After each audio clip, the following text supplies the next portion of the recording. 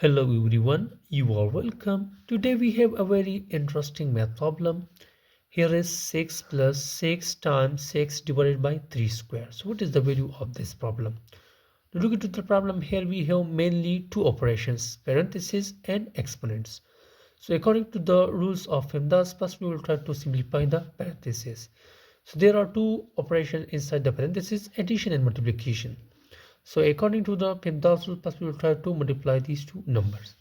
So this will become, this is 6 plus 6 times 6 is 36 whole divided by 3 square. Now next we have one operation inside the parentheses. So 36 plus 6 is simply 42 divided by 3 square. We will try to do this one operation, that is exponents.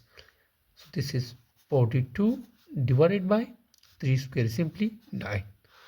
Here we can write this number 42 divided by 9 as simply 42 over 9. Now here these two numbers are divisible by 3. So 3 times 3 is 9, 3 times 1 is 3, and 3 times 4 is 12. So this will become 14 over 3. So finally 14 over 3 is our final and correct answer. So finally the correct answer of this interesting math problem is simply 14 by 3.